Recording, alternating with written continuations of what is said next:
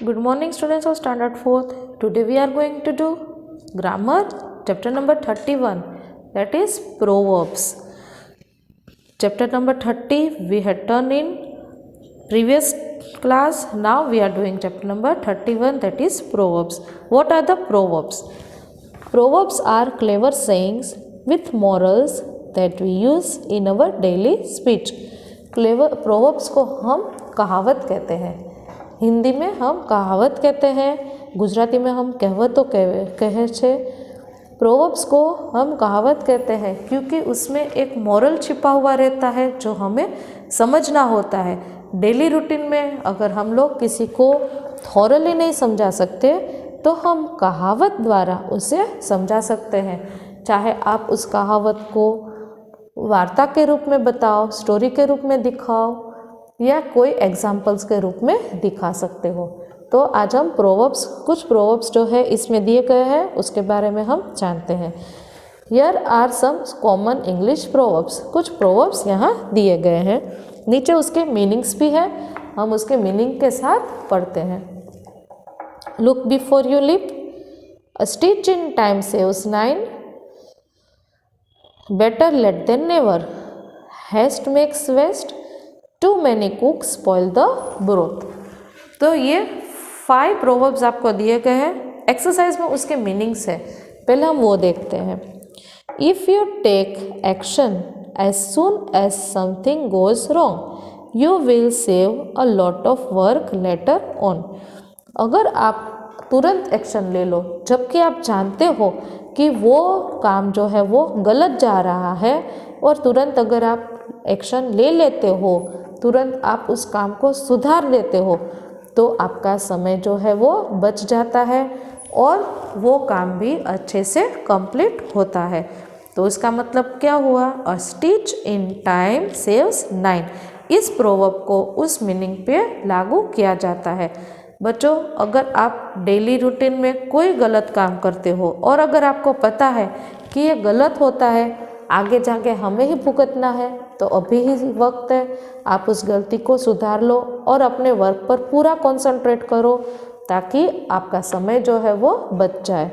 If you take action as soon as something goes wrong you will save a lot of work later on.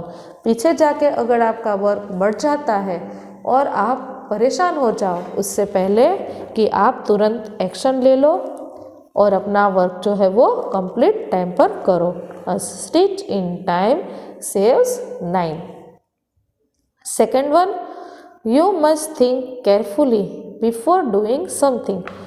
कुछ भी करने से पहले शांति से उस काम पर गौर करो और उसके नतीजे के बारे में सोचो कि उसका फाइनल रिजल्ट क्या आएगा। You must think carefully before doing something. आप वो चाहे जो भी काम करते हो उससे पहले आप 10 टाइम्स सोचो कि ये ऐसा काम करने पर इसका रिजल्ट हमें क्या मिल सकता है। You must think carefully before doing something. इसका प्रोवर्ब क्या हुआ? Look before you leap. Look before you leap, ये उसका प्रोवर्ब है। Third one, it is better to do something even if it is late than not to do it at all. Better late than never. क्या इसमें बताया गया है कि हमारे हाथ से वो वर्क निकल जाए, हमारे हाथ से वो रिज़ल्ट निकल जाए, हमें हमेशा से अच्छे रिज़ल्ट की ही आशा रहती है। तो अच्छे रिज़ल्ट के लिए हमें कड़ी से कड़ी मेहनत करनी पड़ती है, चाहे वो स्टडी के बारे में हो, कोई वर्क को लेके हो, आपकी मम्मी का हो, आपके पापा का हो, आपका खुद का हो, तो उस वर्क को लेके हमें हमेशा अच्छे रिज़ल्ट की आशा रहती है। तो इस प्रोवर्ब में क्या समझाया गया है कि it is better to do something.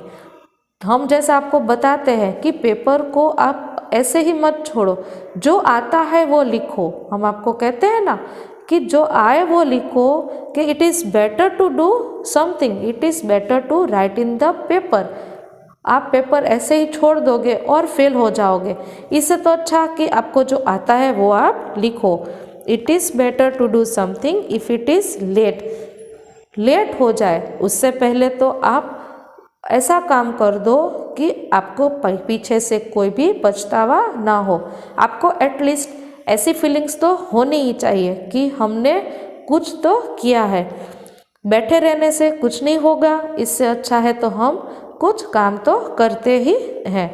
It is better to do something even if it is late than not to do it at all.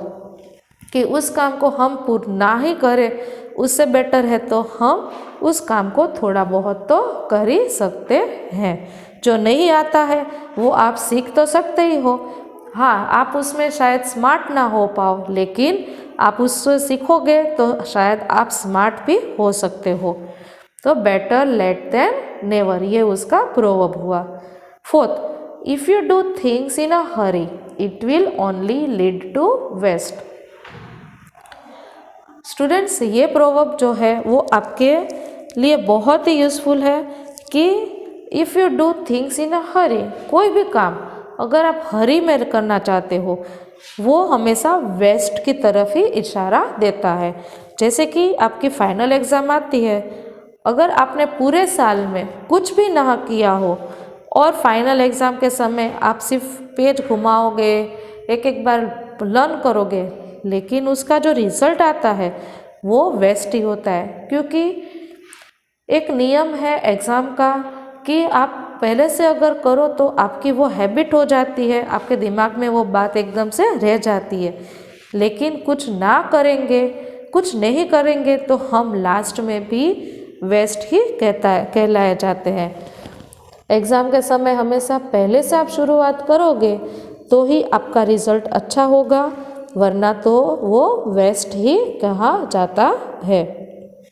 क्योंकि आपको सारे सब्जेक्ट्स का करना पड़ता है, तो सारे सब्जेक्ट्स का तो आप एक साथ नहीं कर सकते। इसलिए बेटर है कि आप पहले से उसकी तैयारी करो, एक साथ उसे मत करो। गुजराती में कहावत है, पानी पीવું હોય ત્યારે ખાડો खोई दो, पर वो कहावत गलत है। वो कहावत क्या कहना चाहती है कि जब आपको प्यास लगती है तब आप खड्डा खोदोगे तो बहुत देर हो जाएगी। तो उस कहावत के ऊपर से हम ये अनुमान लगा सकते हैं कि अगर हमें कोई भी अच्छा काम करना हो, कोई भी काम कंप्लीट करना हो, तो उसको हमें पहले से उसके लिए तैयारी करनी पड़ती है। If you do things in a hurry it will only lead to waste. Hurry में अगर कोई भी काम किया जाता है वो बिगड़ता ही है।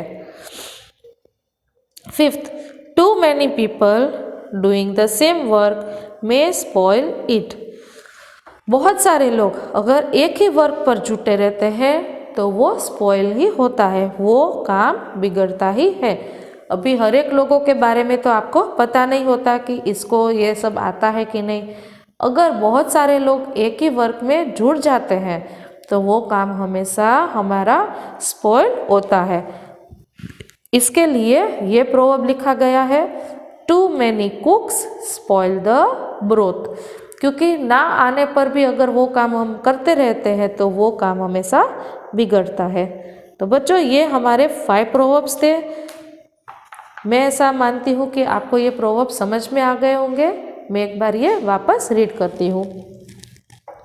If you take action as soon as something goes wrong, you will save a lot of work later on.